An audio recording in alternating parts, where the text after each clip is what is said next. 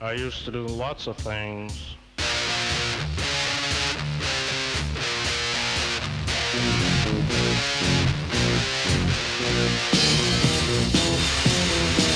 I used to do things and I'd say things and Jesus, I was evil. Take things and break things and Jesus, I was evil. I never shook, baby. Hey. Big day. Big day, Jose. Yeah, it's Thursday, man. It's crazy. Thursday. So first, happy birthday. Happy belated birthday. I was just about to say. People have not caught on yet. Have not fully caught on that I wish you happy birthday on Cinco de Mayo every year. Yeah, I don't feel like correcting people and be like, no, it's just Ben being racist. It's not. Yeah. It's not really my birthday. It's funny. It actually is my sister's birthday. Is it really? Yeah, she's my own. Yeah, it's somebody's birthday. That's fun. Yeah, so you're partially correct. Yeah. So, All right. So yeah, man. You're your sister's keeper. Yeah, that's true. So what's new with you, dog? Well, what's new with all of us as children of God is that we have honestly, and we are recording Thursday. So this is Thursday, May 9th, 8th. Yeah. May 8th. I'm never thought I would see the day when we would have an American Pope. Yeah. I Pretty thought cool, huh? people were joking at first. Yeah, me too. And I couldn't believe it. Like, I did a lot of Pope. I was on Pope Watch. Yeah. I was looking at the leaderboard. It was a lot of talk of the Secretary of State, which is basically the number 2, the Vice Pope. I know it's not a real thing, and like his poly market rating was super high. I'm like, oh, it's going to be him. He's Italian. Italians. It's always the Italians.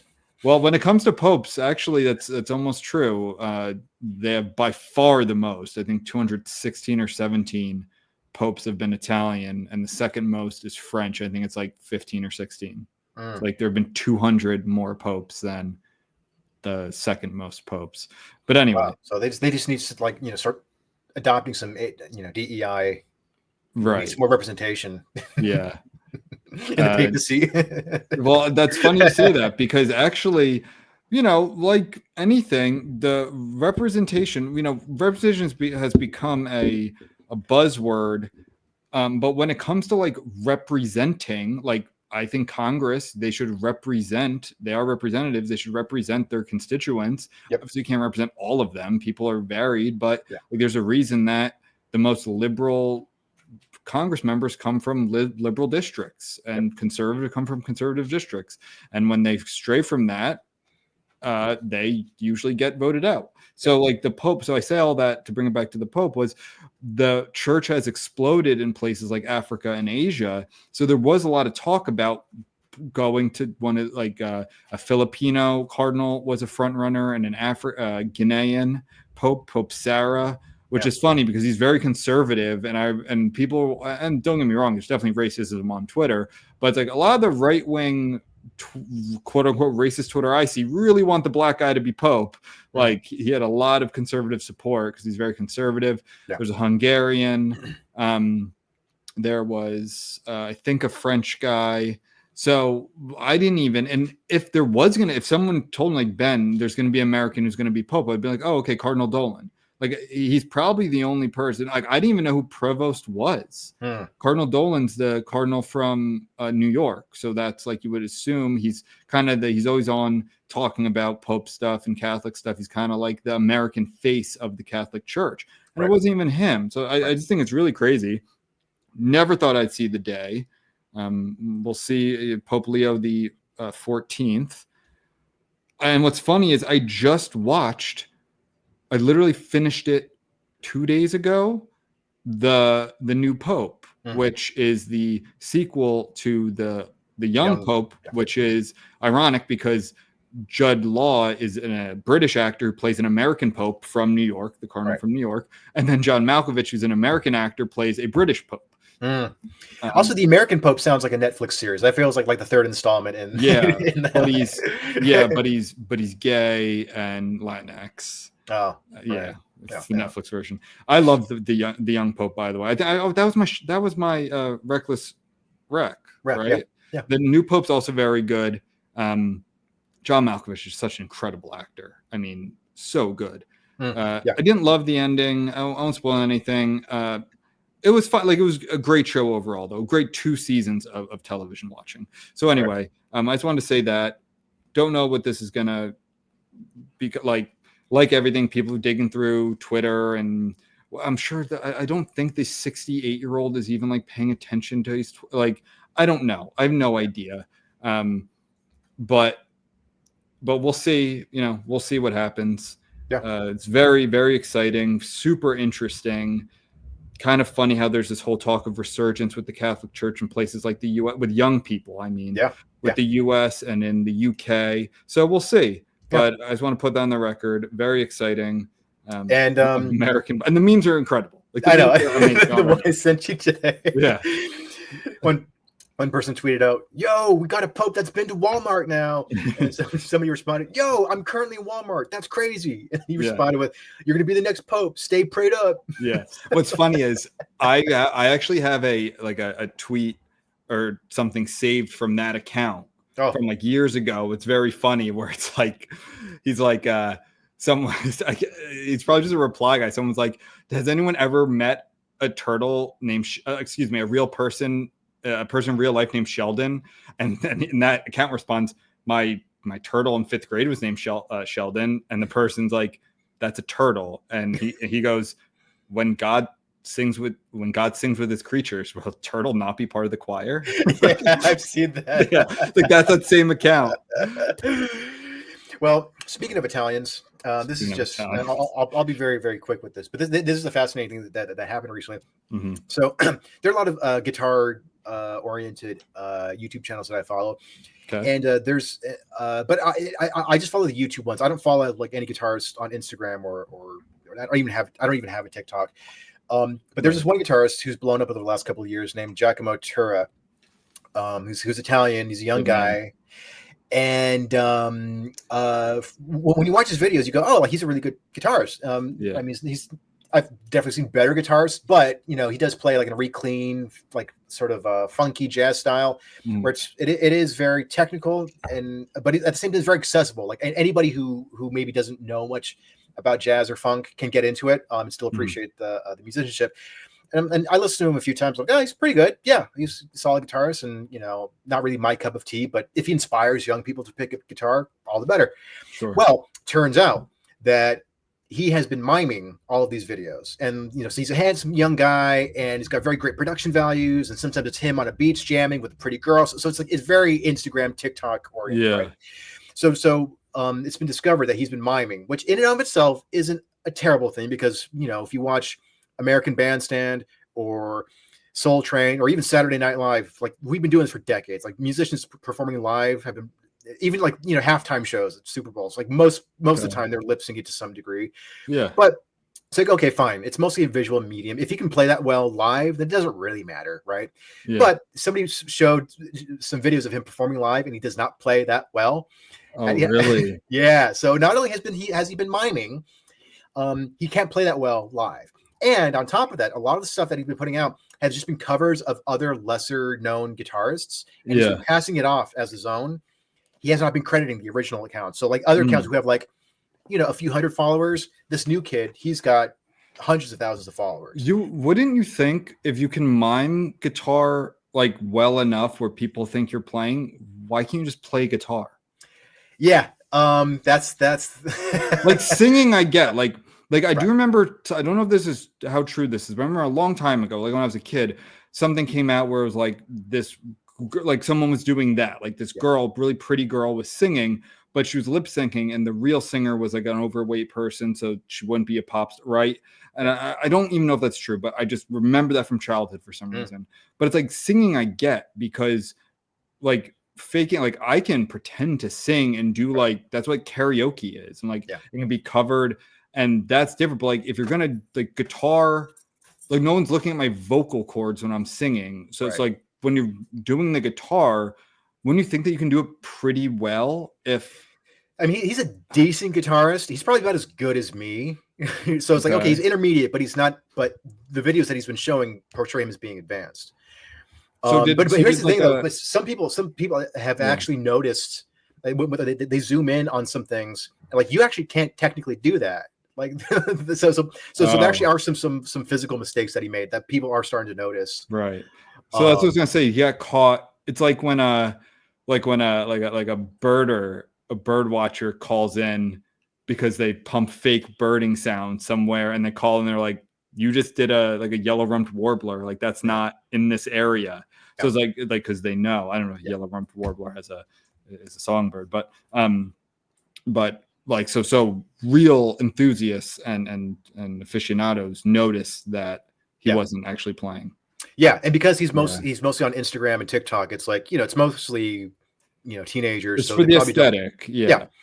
So in addition to passing off these other songs as his own, he's got a Patreon where you can buy sheet music, and so it's like he doesn't mention the original writer of the song. Oh, so that's really fun. So it's just one of those things where it just kept getting worse and worse and worse. And then on top of that, well,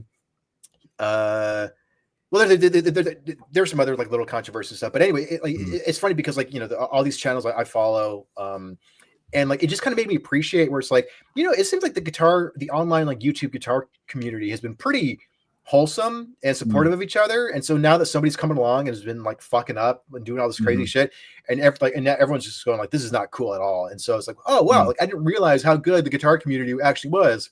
So anyway, that was just it's another Italians. another L for the Italians. Yeah, exactly. Yeah, I mean, if you go and look at the popes, it's like Italian. Yeah. Like there hasn't been an Italian pope since 1978. Oh wow. John Paul II was Polish. He was 78 2005. Benedict, German. Benedict the 16th or whatever he was. Francis II, or excuse me, Francis I. I mean, he was Argentinian Italian, but like Argentinian, and now an American. I think he might be like part Italian, but not Italian. He's been to Walmart. That's all I care about. It was funny. It had like Vatican. It had like it's like what the Vatican City looks like with the new American Pope. It has like a Buc-ee's and a the Bass Pro Shop. Yeah, Bass Pro Shop. A lot of people are also thinking it was going to be Pizzaballa, which that's a real Cardinal's name, Cardinal Pizzaballa. He was the Archbishop of maybe Jerusalem. He's in like the Middle East, but he's Italian, and that would have made some great memes. Yeah, but I hope he stalls like a Little Caesars just to piss off Italy. Yeah, well, and also he's from Chicago, the American. So so it's been like the body of Christ is a deep dish pizza. All right. So that's enough about the Italians. Yeah.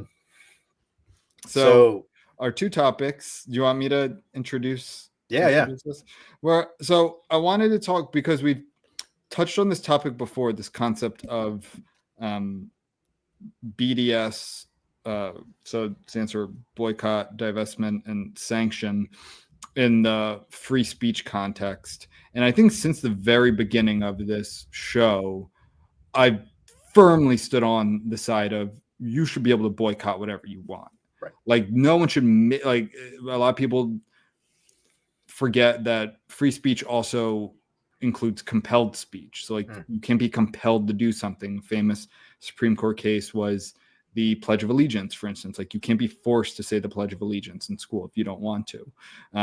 That sort of stuff. So that goes the same way. Like you shouldn't be made to purchase from a certain store or a certain country in this case. So I bring this up because there was this, and they call it anti-BDS, which, by the way, there's already a bunch of laws of this on the books, and we've talked about it before with, I think it was like Georgia or Texas has these. And again, I stand as someone I'm pretty supportive of Israel in a lot of different ways, but this is one of those things that it feels like you're taking the rights away from Americans for another country, which doesn't make any sense to me. If Israel is right and their acts are just and public opinion's on their side, you don't need these sorts of laws. Right. And if they're not, then why are we protecting them? Just like any other country.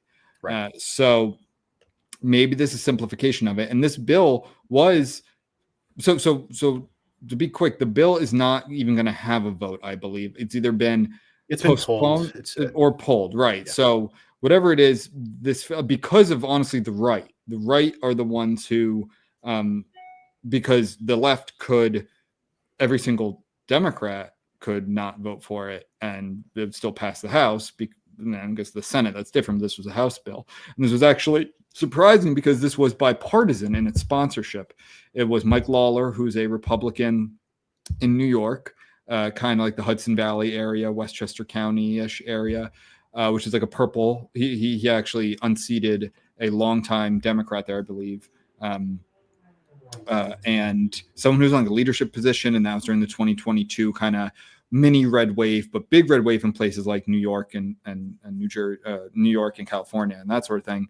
But he's in like a purple district, more and like it leans Democrat. And then the Democrat is Gottheimer, who's in my state, who's a New Jersey House rep from a New Jersey congressman from like the very, very northeast and like north of New Jersey. And that's also a very purple district, like leans slightly blue, but a purple district. And I don't know if they're Jewish or not. I think Gottheimer is. So like these are, so you would think like, okay, you have a Republican Democrat, which is so rare in legislation these days, more so than it used to be. You would think like, oh, this is a shoo-in. But no. So obviously you have the left side who is against this stuff. But I think the more surprising part is members of the right who refuse to support it. People like Thomas Massie, who's kind of been a thorn in the side of the conservative coalition, and Marjorie Taylor Greene and Luna. I'm forgetting her first names now, but I think she's from Florida, right? Maybe Texas or Florida. I think Florida. But she hot?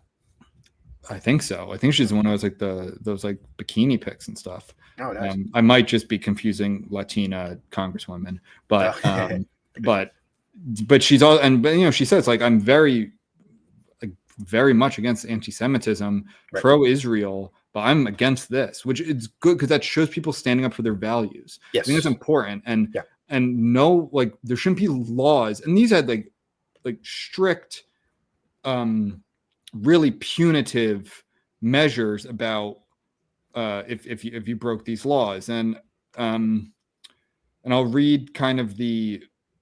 Here's like Marjorie, the MTG's post about it. The House will vote Monday on HR 867, the IGO Anti-Boycott Act, sponsored by Republican Mike Lawler. Fines up to $1 million, prison sentences up to 20 years for Americans participating in boycotts of Israel or its Israeli settlements, if these boycotts are endorsed by international bodies like the UN or EU. And what really bothers me is like, I think there's a huge difference between Israel and then Israeli settlements. Right. Like those are very different things. Yeah. Something I've also been on the record about very often, where I can be very pro-Israel in many ways, but also against just taking people's land because your population is growing. And so this bill's crazy. So it said the House will vote Monday on HR 867, the IGO Anti-Boycott Act, sponsored by Mike Lawler. Fines up to $1 million. Prison sentences up to 20 years for Americans participating in boycotts of Israel or its settlements, if these boycotts are endorsed by international bodies like the UN or EU. Mm-hmm. That's pretty steep. Yeah. So again, I don't know how.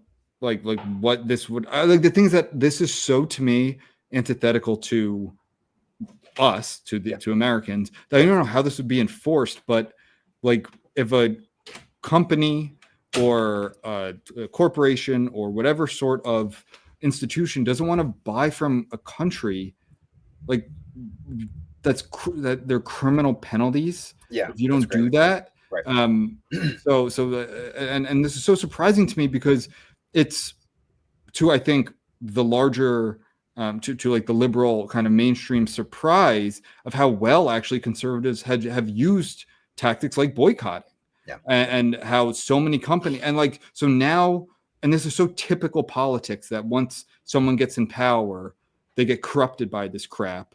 And it's like, you can't look, like, you don't have the foresight here to see that you have used something like boycotting, like whether it's boycotting Anheuser-Busch or boycotting the NBA or whatever it is, because you don't like the politics of it.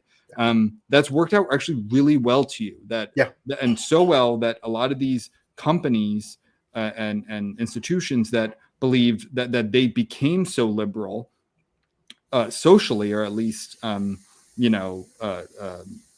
was the word I'm looking for?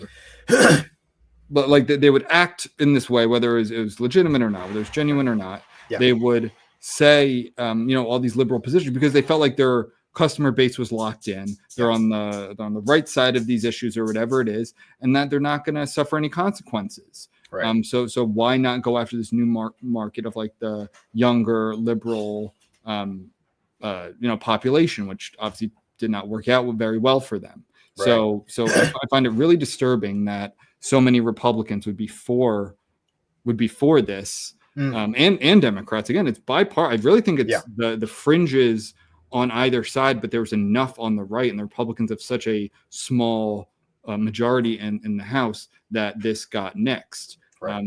Which is just a rarity to have a bipartisan co-sponsored bill that doesn't even get a vote.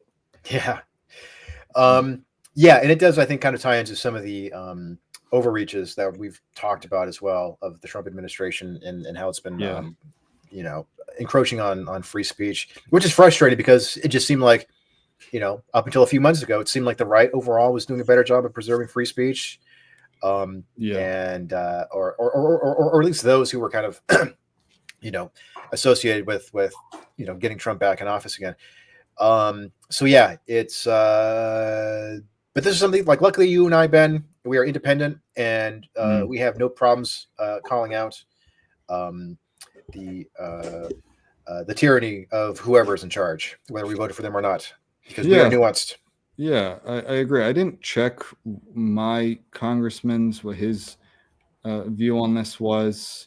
Maybe he wasn't public about it. I would think he would be for it, because even though, I don't know, he's definitely on the righter end of the spectrum, but I think he's made some stances that are, but like, I know he was one of the few Republicans who voted for the recent, I guess it was like a family leave or some sort of, it was like for mothers in Congress to get some sort of like vote by proxy, something like that, where there's only like 10 or so Republicans who voted, which I agree with. There were like 10 or so Republicans who voted for, and he was with that.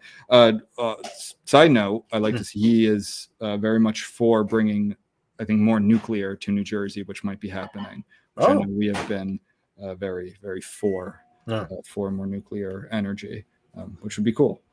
Yeah, I just saw a funny meme about that, where it was just, I can't remember what it was, but it was talking about, like, so we have magic rocks that heat up water that produce power, like that's much cheaper, and yet we stopped doing it because that one time things went wrong. Yeah, much cheaper, much cleaner.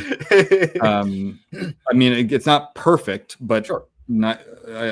I just look at what other countries have had to do. These dumbass countries, like, supposedly the Germans are so smart. Like they shut down all their nuclear facilities, and they have to like ration resources and rely on the Russians for natural gas. And then the meme said it'd be like a caveman not using fire because some dumbass got burned. Yeah, exactly. I know. Yeah, I think there's a couple in New Jersey that actually produce a good amount of power. I'd have to look into this more. I do know that there was one near where I went to college. There's a nuclear reactor, and they would do tests, like sirens, and my friend, I forget why, he like didn't know that they were going to do them. Maybe he missed that talk or something. Yeah, but it went off, and he was like scrambling around his dorm, like grabbing random shit and running out, and people were like, what are you doing? Like, this isn't real. All right. Well, so Steve is dumb. So I'm glad that this bill is it's being pulled. But we got to keep an ever watchful eye on it. We got to keep our eyes of Sauron on it. Yeah, it's I don't know. I don't like the way this is going, because it's just going to be used against us, you and I personally. We're gonna go to prison for something. Like, I don't want to turn into the UK. I know. Which is, by the way, one more side note, and then we'll get into our main topic. Yeah.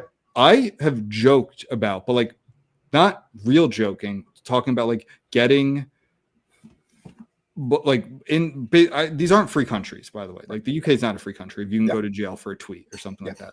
Yep. About having refugees from Europe, basically, because of their extremely anti-free speech laws, and like that came up as a question recently to the secretary, what's her name, Levitt. Someone posed it as like, will we take refugees from the UK who are being persecuted for their speech? And I'm like, yes, like that's, like, we should actually do that, because it's absurd that people get like knocks on their doors from policemen because they tweet something offensive, and meanwhile you have like jihadis cutting off people's heads, and they like don't stop that in the streets, but like you get arrested for tweets. It's bizarre. Like, that's not a free place. That's not a free country. Right. No, it is weird that, you know, you can post a meme that makes fun of Islam and then, you know, be fined or be jailed for, you know, Islamophobia. But like, if somebody comes in, like, you know, stabs you, and you tried to describe him as a Muslim guy, or even just like go to jail. Having, you know, explicit, like, what would like Anglophobic sentiments, that's not enough to get you jailed, because they're refugees, and we gotta handle them with kid gloves. Be open-minded to different cultures. Let them just ruin their own countries. But it just drives me nuts. Anyway, hold on, can you give me a sec?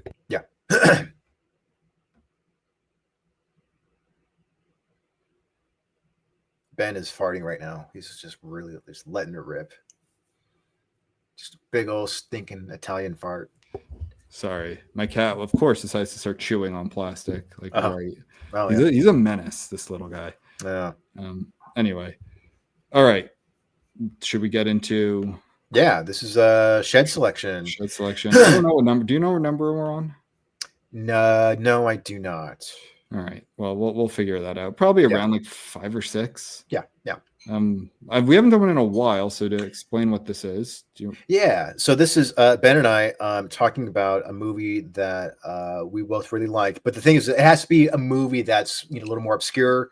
This is not. You know, oh, hey, I watched, you know, Charlie and the Chocolate Factory or something. Have you guys heard of this movie called The Godfather? Yeah, exactly. It's indie flick. We try to stay away from like the sort of typical, you know, like if it's a mainstream movie, or if it's like the typical like film school student. I swear, like when I was in college, and I was friends with, I didn't go to film school, but I had friends who were in the film program. It's like everybody had, and I love all these movies, but everybody had posters of like Pulp Fiction, The Godfather, Citizen Kane. We're just sort of like, yeah, okay, everybody loves those movies. Those are all great movies. But I guess to put it, it's just like movies we think are underappreciated. Yes. That are like not even close. They don't have to be indie. Like, they could be, I guess, flops that we just think are better. Like we box office flops. Maybe they were a flop in the 80s and we just love them, and they didn't get a lot of attention. So whatever it is, I don't think any of mine have been that necessarily. But yeah, just movies that we think are underappreciated. For instance, so my choice, so this is my choice this week, is a movie called Nothing Bad Can Happen. It's a German movie from 2013. Yes. This calls it a psychological horror drama. Okay, I guess that's right. I think I saw a definition that like didn't have horror in there. I'm like, no, this is I've heard it called like human horror. So this isn't monsters. This isn't... Yeah, it's interesting because I mean it's also based, or at least inspired by a true story. Yeah, and it's interesting because when I hadn't heard of it till you recommended it to me, so I watched it, and when I looked it up on IMDb, like horror showed up, but it's also based on a true story. I was like, oh, that's interesting. Yeah, I think it was. I would say I think it's more like inspired by. Yeah. And so I was looking into that. I don't know exactly where this took place in real life, right? But I think it might have been Germany, or it might have been like Scandinavia. Yeah. But yeah, this is a solid movie, and what's cool about it is that, like, even though it's not a supernatural horror film, it definitely feels like a horror film. It's definitely a pretty bleak, unrelenting, suspenseful movie. So Ben, you want to talk a little bit about the premise of the flick here? Yeah. So for example, you go to, just to show you how like little attention this movie has got, you go to the Wikipedia page. It's like none of these actors, they're all in like red, or they don't have a page. Yeah. I think I had to have this translated. You go on like Rotten Tomatoes, it might have like under 30 critic reviews. A critic I do like, actually, I listen to her podcast. Amy Nicholson, she co-hosts one of the movie podcasts I listened to. She reviewed it back then, 2014-ish, and she loved it, which was cool to see. But yeah, so this was definitely a movie that splits a lot of viewers. It has like good reviews on Rotten Tomatoes. I moved my movie review list to Letterboxd now, so I'm doing that, and it has like a good rating, but not like where I have it. I think it concerns a lot of people. So the premise is there is a young man named Tor. It looks like Torre, but it's pronounced Tor, and he belongs to what they call themselves Jesus freaks. Yeah, which is a term like used here too. There were the Jesus freaks, but that's more of like the hippie side, like the movie that just came out last year, 2 years ago. Jesus, what was it with all the hippies? It was like a big California. Superstar? No. Oh. No, this was, I forget what it was. It was pretty good. Had Kelsey Grammer in it, but that was like that kind of hippie side of it. Like they call themselves Jesus freaks in that movement, but these are more of like punk. Like these are like punk rock guys. They wear black. They listen to punk music, but they don't, drink. They don't smoke. They're against violence. They're not supposed to have sex. That's kind of a point in this movie, a part of this movie. So Tor belongs to one of these, and they're very, like, you can tell they're a lot of like wayward. You don't ever see his family or hear if he has a family. He's definitely, I think what creeps people out about it, like he's definitely on the spectrum. You don't know where, but he definitely is on the spectrum. He's very like extremely devout, as in devout to the point where he believes that God will intercede in like minor moments. A big moment in this movie is he meets these other characters, this family. I don't remember their last name, but it's Benno is the dad, Astrid, Sanny, and Dennis. I believe that's them. And he like prays over their car that's broken down, and the car starts. Whether that was God or it was just coincidence, it's left up to the viewer. But from there, Tor sees his friend having sex, who's also a Jesus freak. So Tor's very disillusioned with that, and he leaves, and he's just kind of drifting. And he meets this family, and he goes to live with this family's poor. I think people forget a lot of times our image of Europe, and especially Western Europe, is that everyone lives in like clean apartments in quaint cities or villages, and everyone is very well read and drinks fancy things, and it's like just kind of not all rich and fancy at all, but definitely kind of primped. And let's just say it's surprising to people to see like a trailer park in France. Do exist, by the way. I watched a movie I reviewed a few years ago. Even to me, it was like, holy crap, that's right. There are trailer parks in France. Like people don't think of that. People think of chateaus in Paris and Nice and whatever. And so here they call them allotments. You can tell this is basically like subsidized housing pretty much for this part of Germany. I think it's North Germany. Because I think the city he's in is Hamburg, which is very kind of like punkish city for Germany.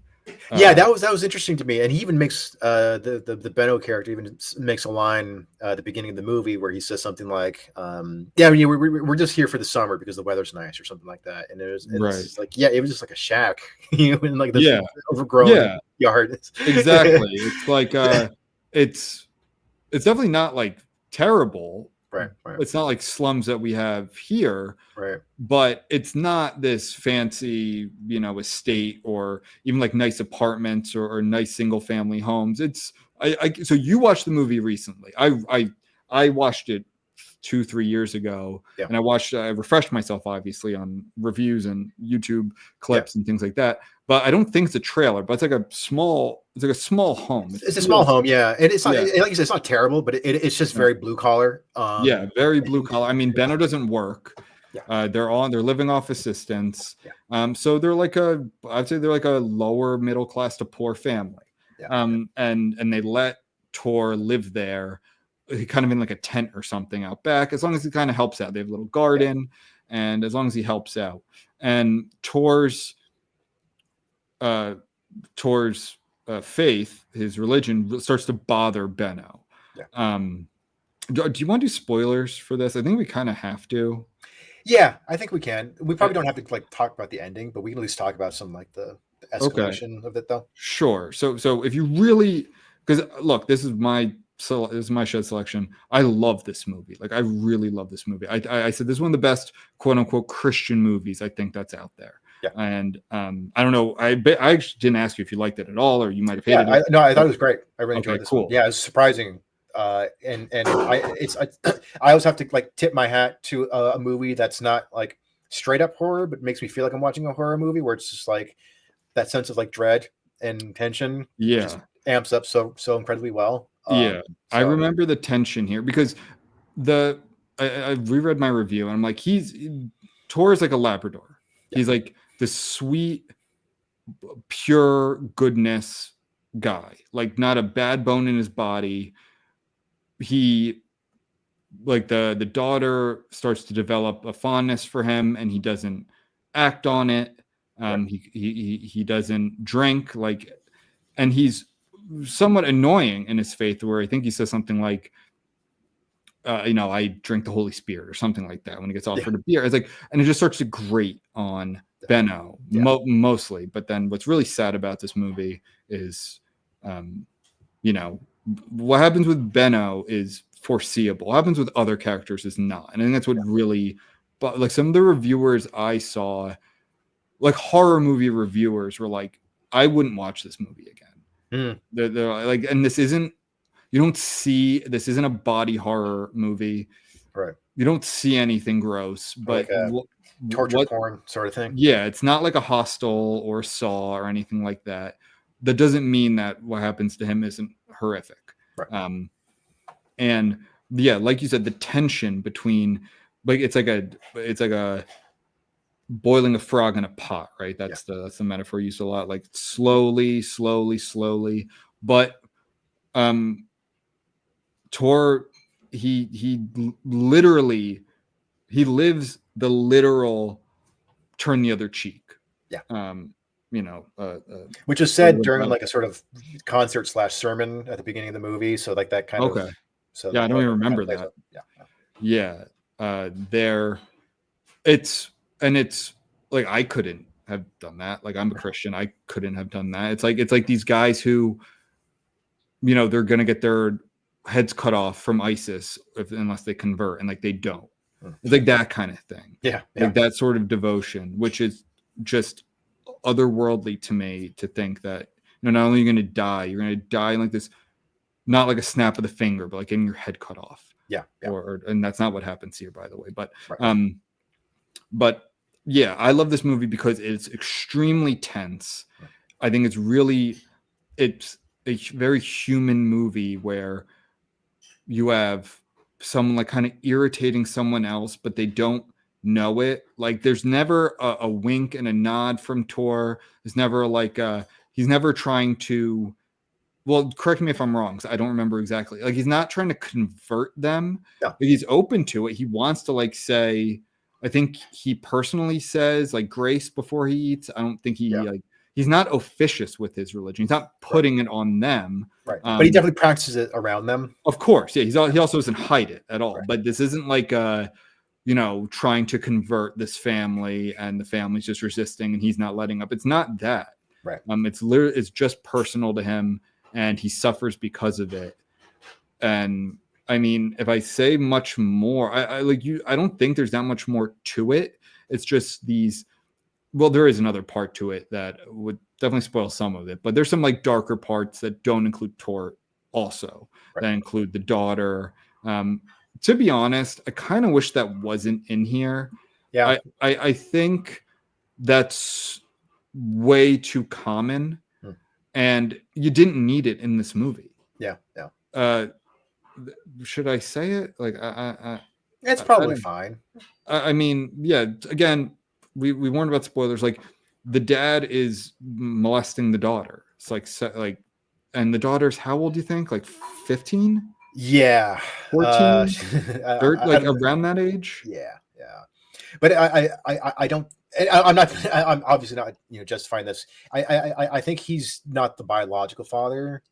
Like, true. Like his girlfriend. I mean, it's still terrible what he's doing. It's still a crime, but it's still a crime. Incest, it's not incest. Okay, I actually didn't remember that. You're right. I think, but yes, it's like to me, that was a mistake because it would have been more interesting to see Benno just devolve into this, the Simeon character. Yeah. Pure like id character without all, like when you do that it's like okay, he's already evil, right? And it was just a matter of time where I think it would have been more interesting if you had them just being like more typical. Like, obviously not a good guy, not a good person would never do this, right? But that this is like the only heinous, horrific thing that he's done. I just felt like that wasn't necessary, and way too often is sexual assault, incest, or statutory rape even put in movies when you don't need it. Right. No, definitely. It definitely kind of pushed it over the top, and it made it. I one of the things I loved about it was that the subtlety of because at the beginning of the movie he's a pretty friendly guy, and then Tor has a seizure during the middle of a Jesus Freaks concert. And he goes to pick him up, and he says, "Hey, you can stay at my house. Don't worry. The family's totally fine with it." But then there are just little things, and it's funny because like there have been like I don't want to say I could relate to him, but I can understand that urge to some extent. Like there have been times when I was working in an office setting, and we had a new we hired a new person, and of course I'm like, "Hey, how's it going? Good to meet you. I'm Joe." Blah blah blah, and like I know that they're a nice person, but maybe there's like a behavior or a way they talk, or maybe they talk too much. And it's like, I know you're a good person. I know you're not doing this on purpose, but this is getting really fucking irritating. There have been a few times, it's never caused like drama, but there have been a few times where I'm just like, this person's been driving me fucking nuts, but they've been nice to me, but they're really, I kind of want to punch them in the fucking face. Yeah. But like that mentality. So I thought made him interesting because he seems like a pretty decent family guy. Yeah. For the most part. He's welcoming the stranger into his house. And he's even telling his wife, like, "Hey, I know I didn't tell you, but it's fine. He's a good kid. Don't worry, he'll help out." It seems like his heart's in the right place, but seems just gradually getting more and more bothered with his displays of Christianity. Was like, it almost like there's a part 2 in it. Like you're right. He invites him over. Tor doesn't just show up and hide in his backyard or something. Like he does invite him into something. That's a big deal. Like to invite that's Christian. Like that's actually a very Christian thing. Like invite the stranger into your home, a literal stranger, to eat with your family and sleep, even though not in the house, like right outside the house. Yeah. And it almost, there's a point where it almost feels playful. Like, that something's off. Yeah. And the movie obviously can't remain at this level where Benno is just like, he's going testing Tor's faith, which is a very common part of the saints, of like the Bible, of like all of the saints who came after Jesus, they all got tested in some way or another. It started with Peter. and Peter failed the test 3 times. That's like part of the Bible, right? You'll disown me 3 times before the cock crows. And he does. And that's a kind of part of it. It's like, oh well, is he just he's messing with them? It's kind of uncomfortable, but if you're devout and you really believe this, then this isn't a problem at all. Right. But it keeps going. Yeah. And then well, where are they gonna stop? What's this guy gonna do? Yeah. And the ending is I found it incredibly touching. Yeah. And really sick, where you have these other people involved who weren't with Tor this whole time.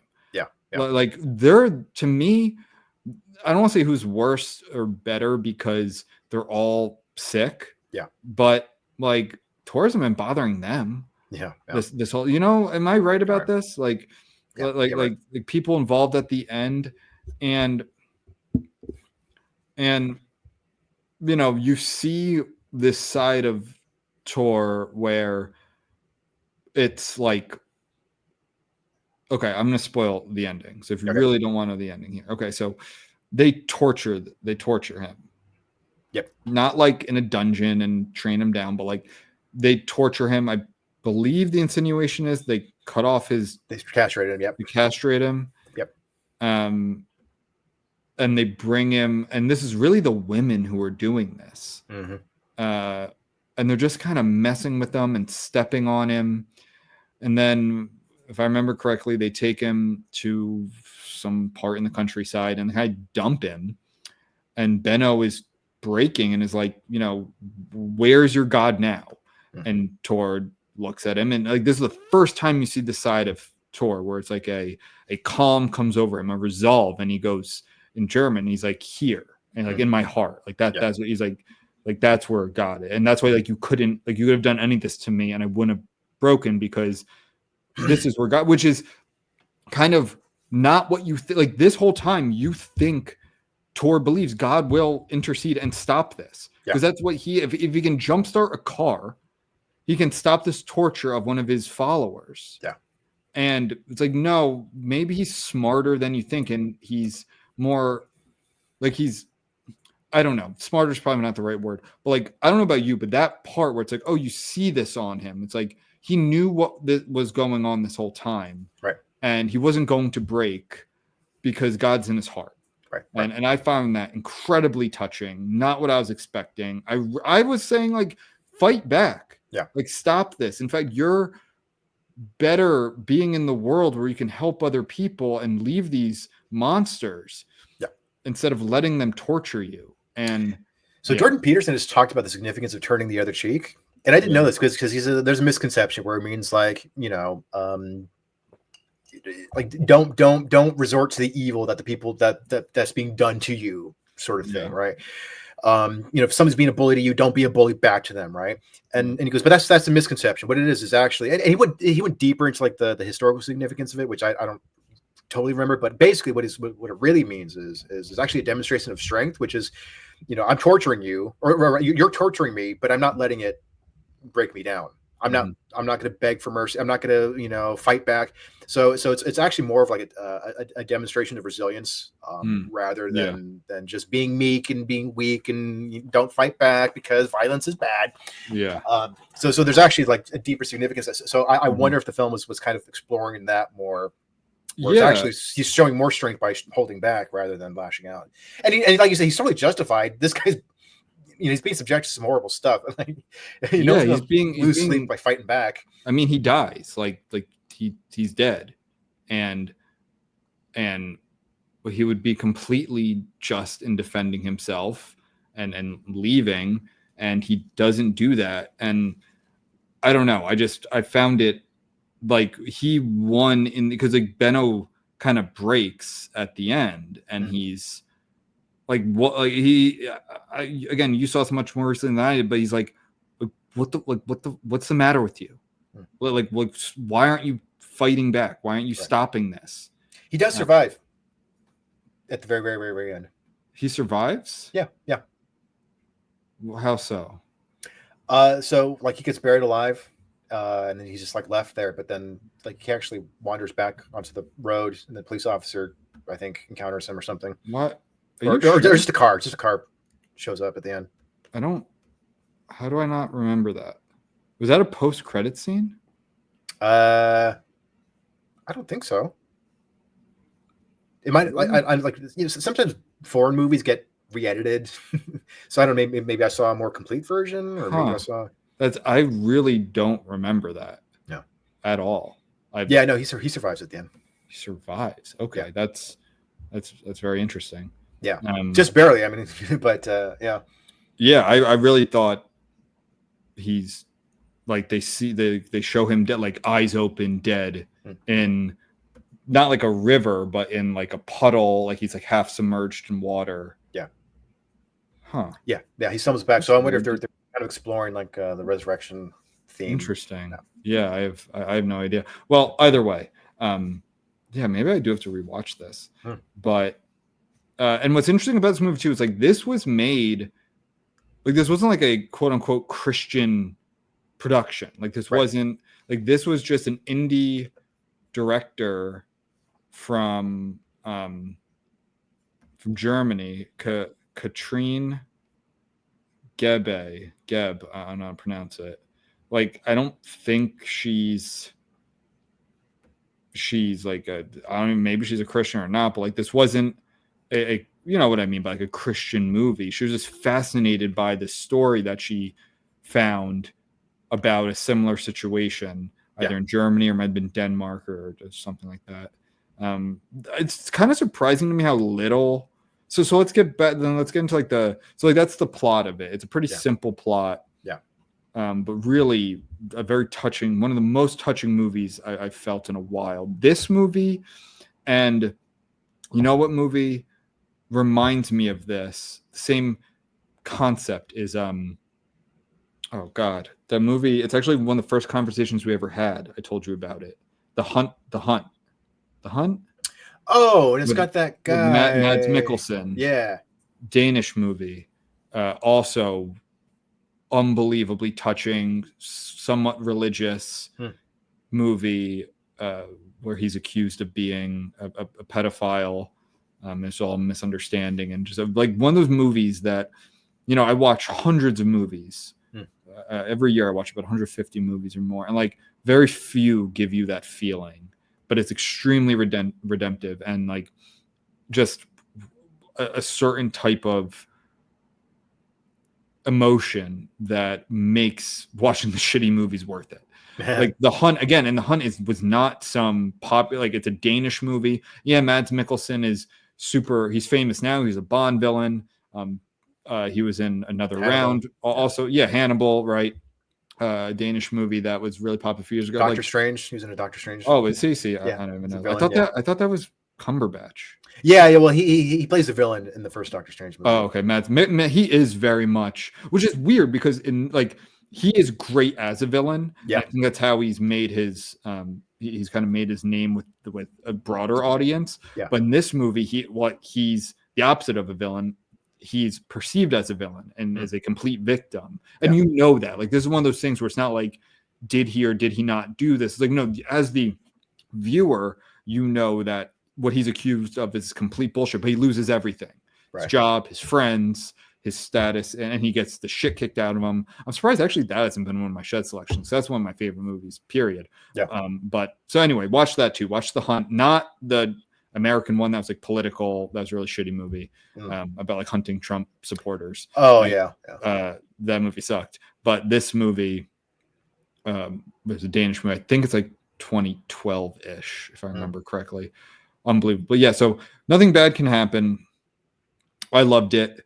2013, Germany. You know, this isn't a visually gross. Oh, and of course, like anything, another thing, they had to show Benno kill a cat or insinuate it, because it's like, of course, if someone's like, you don't need that stuff. It would have been a more powerful movie if you left that stuff out. And it's no, just Tor's devotion, just his faith caused this person to do this, because he felt challenged. He felt, you know, and I think it's very much a, you know, commentary on secularism in Europe, and like it's like, what do you mean? Like I overpower you. Yeah. I'm the secularist, and it's like you have this guy who's, and like Tor has nothing, right? He doesn't have a supportive family, he doesn't have any money, but he's loves life. Right. He needs very little to be happy. And Benno, not that he has much at all, but he has more than Tor, and he has a family, and he's miserable. He's just like kind of a to say in England, like a miserable git. He's just like a bad dude, just like a brooding kind of shitty dude. But I feel like you didn't need him to kill a cat. Obviously, I'm always against that. And like rape his daughter like I just don't think that was necessary. But highly, highly recommend this movie. This is probably like one of my highest recommendations of my Shed selection. It's not just like a good movie I don't think gets enough attention. Like I adore this movie and cannot recommend it enough. Yeah, I thoroughly enjoyed it. It was a nice little surprise. It's good to hear. Yeah. Because usually your taste is crap. No. Yeah, man. Do you have any quick recs? Well, I mean, that was the whole rec for the whole episode. That's true. Yeah. Rec. So, what do you have anything? Not really. I did do something pretty cool. That's very artistic, actually. All right, let's hear that very quickly. So, in LA, just on the outskirts of downtown, there's a what used to be a brewery.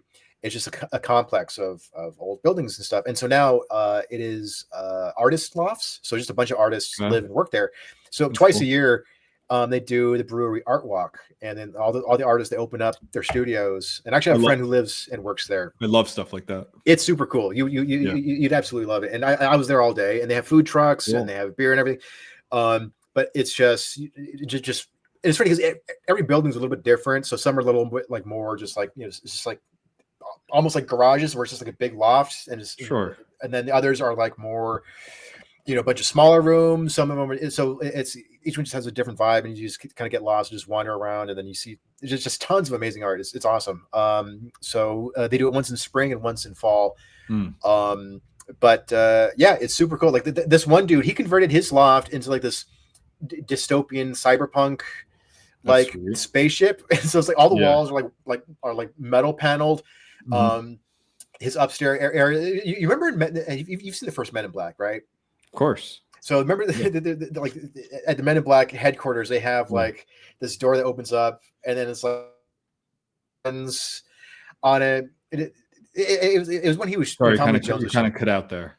Oh, there's a scene in Men in Black where Tommy Lee Jones is showing Will Smith, and there's like a wall that just has all these alien guns all over it. Right. So this guy did that basically, and they also have like activities and live demonstrations. And so one of the activities was that you can paint your own cyberpunk alien gun to hang up on his thing. So anyway, it's just some of them just went all out and just completely redecorated, but they showcased their art and everything. And so that was a very cool, creatively inspiring experience. Also, it's just cool like seeing like a living space that also doubles as a studio, where just like their beds often and their kitchens were like right next to massive canvases and sculptures. Cool. So it was just a very cool experience. So brewery art walk, check it out. Very fun. And did you get fingered on that walk? Yeah, I know you. No, I'm surprised I didn't, because I took the train there. And it was like so there were opportunities. Like I was putting it out there. Good. I'm glad you took the train, because I'm like, wait, the train goes right by your house. Yeah. And you can take it right downtown. I'm like, do you ever take this? You're like, yeah, not really. Yeah, I just started to a few months ago, because I was like, it goes to a lot of places that are very convenient, and it's very cheap too. So the traffic, LA traffic sucks. I know, yeah, but it's still a very scum-filled form of transportation. Sure. Actually, really quick, it inspired a short story that I kind of started writing. I haven't finished it yet. But I remember this one time I took the train to downtown, and I'm sitting by myself, and a few rows in front of me, there's a row of empty chairs.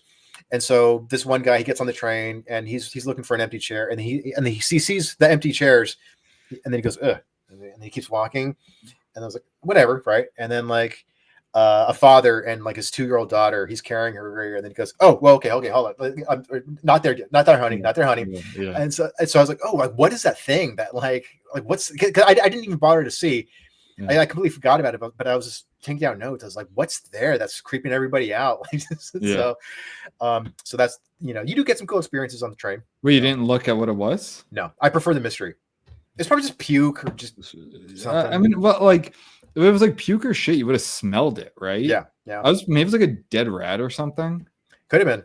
Yeah, that's the thing. I prefer the mystery. I like speculating over. It's more fun. Well, you're a romantic. I know exactly. So, so I recommend the LA Metro. I bet a lot of people don't even know that you have a Metro. Yeah, I know. I forget LA does. Yeah. Well, it was a big part of Speed, so people have known about it since 1994. Speed. Yeah, Keanu Reeves. Yeah, I know. That was the first R-rated movie I was allowed to watch. But that's a bust. Yeah, hell yeah. Yeah, but at the very end, it takes place in a tunnel. Oh, does it? A train tunnel, okay, and then and then the train lands on Hollywood Boulevard. Gotcha. At the end. So, okay. All right. Well. All right. On that note, stay reckless and check us out. Fight the crits.